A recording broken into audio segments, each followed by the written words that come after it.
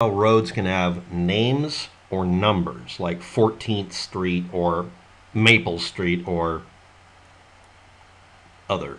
Well, many of you might not know this, but some places in the country, especially the countryside, don't have numbered addresses or even letters like building A or B. The literal address on it would be written out as Hillcrest, in this case, Bromley Green Road, and it would be some, well, county or city, like Ashford and Kent.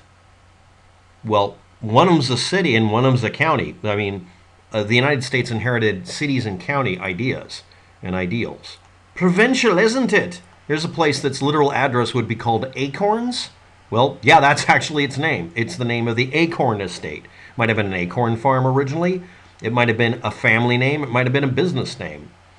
And then we get to the point where we go here and we're still on Bromley Green. And down here it says something like Talavera. It sounds like a family name, but it could be anything. But it serves as a designation for the location. So this is Ashford City, Kent County. Kent, I have to pronounce it a certain way. And then we get to redactions. Heavy redactions. Let's change our street view to literally 10 years ago, when people were trying to locate maybe this person's address, or find out where the address actually led to. You see, by not using street numbers, you can depersonalize a chunk of dirt to where it's not findable, because there is nothing up here saying that this is a location of any particular name back that far back. And the signage would be dependent on the person putting out a sign. What if you decided to put out a sign with the wrong name on it, or just a new name because you renamed your property? For instance, this one is Sherwood House, or Sherwood, well, it could be a cottage. Yes, Sherwood Forest comes up. But here, by the way, I love the way they did this. They got the fence line in there. That's just so awesome. Sorry, used to be a greenskeeper. But anyway, this one's called Little Ridge or Little Bridge. I can't read it correctly. And that's kind of the thing. If it had an address based on number, you wouldn't have to know this was Sherwood House. And by the way, you could have two entrances. Yeah, you could have two entrances for the same location or property. That was Sherwood House. That's Rivendell. Wow, we're getting really J.R.R. Tolkien here. And that's kind of the problem.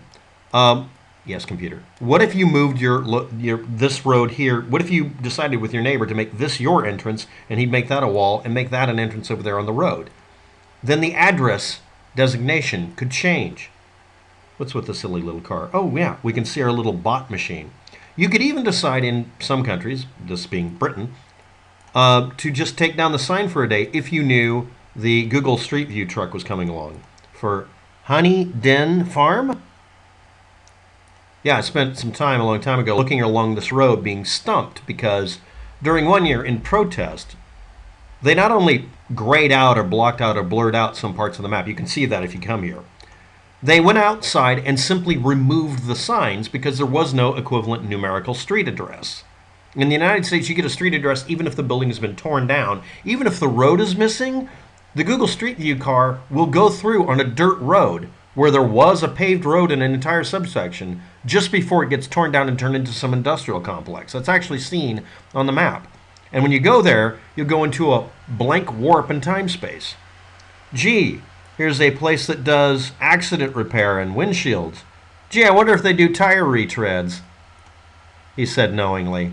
So anyway, now that I got the GPS location for something I was looking for years ago, let's have a little fun looking way up the road here. It's a pretty area, upscale, and yes, kind of ostentatious. That gives you an idea of how addressing used to work. Imagine if computers did that. Oh wait, they do. The internet works like this. Yes, Britain's road designations and street address designations are about the same, literally, as what you use on the net. You don't look up the IP address, which is a numerically sequenced server number. You look up the address like Google or Yahoo. Most of you don't know their actual number for the same reason you wouldn't know their phone number. A street address is a lot like a phone number. But in this case, well, Yeah. Anyway, just thought I'd point it out. It's an interesting anachronism and also kind of useful methodology. Depending on who you are, it's very useful for you or a big liability. Anyway, thanks for watching. Have a good day. Good luck with that.